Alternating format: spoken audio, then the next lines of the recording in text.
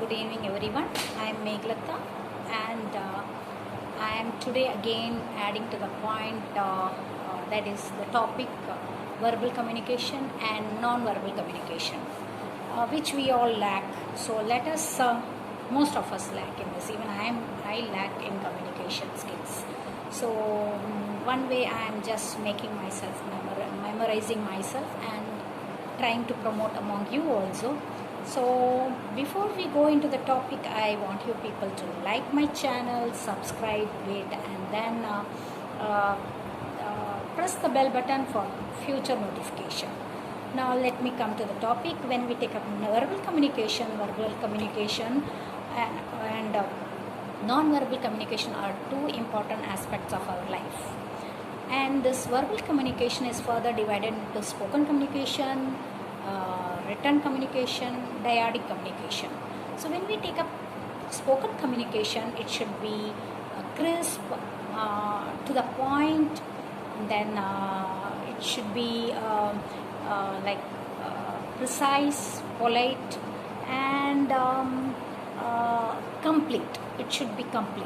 Okay, so never leave the conversation half the way.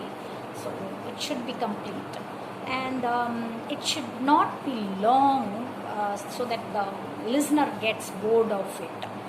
So we need to keep it crisp. Okay, and then the spoken conversation, the spoken communication is more effective because it saves time and resources. So these are the important points we must keep in mind when we are in our spoken communication. But there cannot be any evidence for a spoken communication. For example, if somebody some of your friend calls you and says something, and the other person comes to know about it, and there is a conflict due to that communication. Until unless you have a recording or audio recording or the video recording, there cannot be any evidence, because what we speak matters. So communication skill, when we take up spoken, it needs evidence, because every time person changes his way of saying, and it cannot be presented the way it is being taken up. So this is what spoken communication is here. So misconception, if there are chances of misconception when a person speaks, unless it is recorded or audio recorded or video recorded, there is no evidence to the spoken communication made by somebody. So and the tone too matters when you speak. The tone, the sound you use matters a lot. So the tone, if you are soft and all that, and there is a commanding voice, so the tone and the sounds are important ones for a communication. Okay, and for example, we know about many of us, we use uncle in our India complete, and that uncle itself has lots of meaning. Here in South they call out uncle, and when it goes to North, the uncle meaning changes. So the uncle itself varies a lot, culture to culture. So this is about communication. And let us talk about dyadic communication. Dyadic communication is two people sharing the message between themselves, conveying message with a meaning. Dyadic means conveying a message with meaning, marked by loyalty, and it is mostly face to face. And for example, attending an interview, and then when a person speaks for an interview, and then gives a speech, all these things comes under dyadic, where two people are involved. So let us now speak about non-verbal communication. Non-verbal communication, earlier when I spoke, it was just a light communication, which I told you about gesture, facial expression and all that. We have subcategories under non-verbal communication. First, let us take up facial expression. Your facial expression matters a lot. You would have seen smiling face, how it looks, and then when you are angry, how do you look? So it varies from culture to culture. But the anger, the facial expression for anger, and then frightened, all these things are similar in every culture.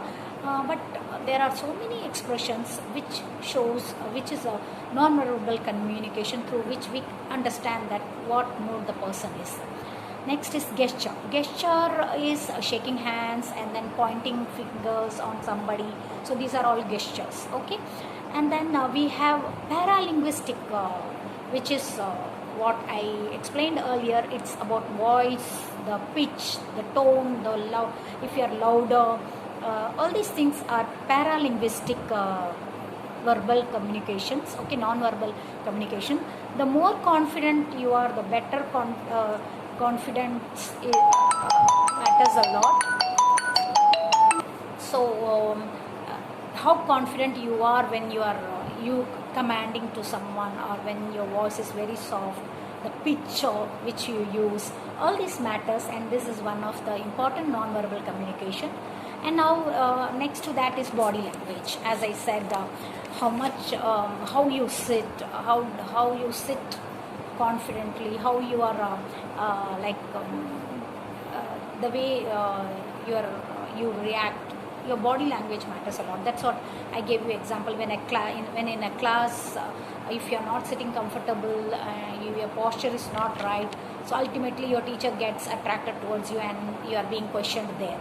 And now proxemics, it's about the distance you maintain between two people, and it's like if you are very close to somebody, it's a symbol of intimacy. And there is a distance, for example, intimate space, they say 16 inches to 5 feet, and further when a speech is given in a public, how much distance is supposed to be kept. So the more space between you, it shows whether it is intimacy, or whether it is a personal distance being kept between a person, or it is a public distance. So the distance which we keep also matters when we talk with a person. So and the next one is eye contact.